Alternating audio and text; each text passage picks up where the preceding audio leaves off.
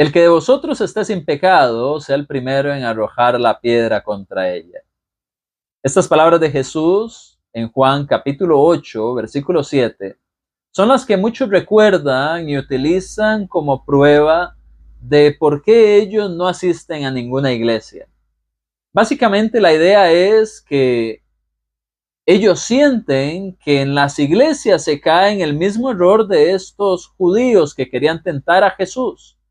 Y ellos dicen, si ellos siendo pecadores y siendo personas que cometen pecados, ¿cómo van a venir a acusarme a mí o a predicar en contra de pecado? Bueno, la verdad es que hay algo que quisiera decirle. En Juan capítulo 8, definitivamente Jesús quería mostrar la hipocresía de aquellos judíos, porque querían señalar la falta de adulterio, pero al mismo tiempo ellos estaban incumpliendo la ley. Por ejemplo, en Deuteronomio 22:22 se nos muestra que tanto el hombre como la mujer debían de estar ahí para ser apedreados. Y nunca se nos menciona al hombre en esta historia. Por otra parte, en Deuteronomio capítulo 19, versículo 15, se nos dice que ellos debían de tener ahí a los 2 testigos, que además debían de ser los primeros en arrojar la primera piedra. Pero no se encuentran ahí los testigos que hubieran hecho aquello. Así que definitivamente, por ese motivo, vemos después en el versículo 9 que la conciencia les acusa y uno a uno, desde el más viejo hasta el más joven, empezaron a irse hasta que quedó solamente Jesús y la mujer acusada de adulterio. Créame, amada persona que está viendo este video, que esa no es la intención por la cual nosotros en las iglesias predicamos acerca del pecado. De hecho, estoy de acuerdo en que señalar el pecado por señalarlo es algo muy equivocado.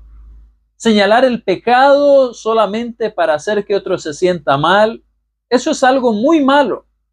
Sin embargo, cuando predicamos en las iglesias acerca del pecado, lo hacemos conscientes de que nosotros también pecamos. Como la primera carta de Juan, capítulo 1, versículos 8 y versículo 10 nos enseñan: el que dice que no tiene pecado se engaña a sí mismo e incluso hacemos a Dios mentiroso cuando sabemos que Él no lo es. Todas las personas pecan. De hecho, en Romanos capítulo 3, versículo 23, se nos enseña que todos pecaron y también todos fueron destituidos o cayeron de la gloria de Dios. Así que no crea que cuando en la iglesia de Cristo predicamos sobre el pecado, lo hacemos de una forma hipócrita, como lo hicieron aquellos hombres de Juan capítulo 8. No nos sentimos superiores a nadie, por el contrario. Nosotros, cuando hablamos del pecado o señalamos el pecado en una predicación, lo hacemos al igual que lo hizo Pedro allá en Hechos capítulo 2. Cuando usted ve Hechos 2, 36, Pedro le dice a toda la casa de Israel que aquel hombre a quien ellos habían crucificado, Dios le había hecho Señor y Cristo. Como usted puede ver aquí, Pedro está señalando el pecado, pero vea el propósito. Porque en el versículo 37 de Hechos 2, que es el que sigue, aquellas personas se compungieron de corazón y preguntaron: varones hermanos, ¿qué haremos? Y en el versículo 38 Pedro le responde: arrepiéntanse y bautícese cada uno de vosotros en el nombre de Jesucristo para el perdón de los pecados. En otras palabras, vemos una clara distinción entre la intención de Pedro en Hechos 2 y los acusadores de la adúltera en Juan capítulo 8.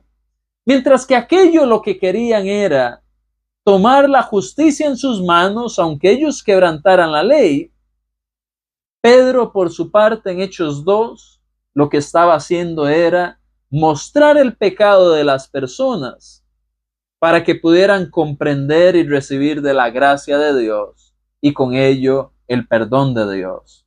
Y lo logró, Porque compungidos de corazón estas personas quisieron saber qué era lo que tenían que hacer y Él se los dice: arrepiéntanse y bautícense para el perdón de los pecados.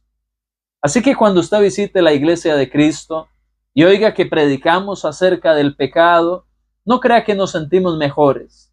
Nosotros entendemos muy bien que continuamente caemos en tentación y que muchas veces pecamos también a lo largo de nuestro día, semana y el resto de nuestra vida. Pero gracias a Dios y a que recibimos su misericordia y recibimos el perdón del pecado en el bautismo, nosotros sentimos la necesidad de ayudarle a otras personas para que puedan encontrar el perdón de Dios en la obediencia al Evangelio y las aguas del bautismo, y que de esa manera después, tal como dice Juan, la primera carta, capítulo 1, versículo 9, confesando nuestros pecados, entendamos que Dios es fiel y justo para perdonarnos. Es decir, el perdón inicial Dios nos lo da en el bautismo, Hechos 2:38. Pero una vez que esto ha sido hecho, no necesitamos bautizarnos continuamente, sino que debemos de reconocer nuestro pecado y confesarlo delante de Dios, y Él nos perdona. Sin embargo, esto nunca va a suceder si la persona inicialmente no recobra su situación con Dios. Si esa persona no se reconcilia con Dios, no puede ser perdonado de sus pecados a través de confesarle sus pecados a Dios.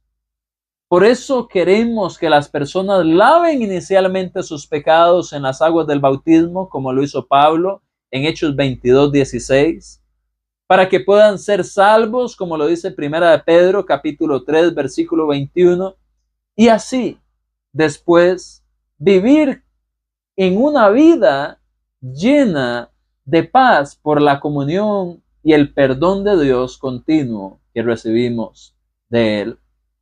Por eso, amigo, queremos que nos visite, queremos que nos comprenda, queremos que juntos podamos traer a más y mostrarles el pecado en que se encuentran, no para destruirlos, sino para que puedan encontrar este perdón que Dios quiere que todos tengamos.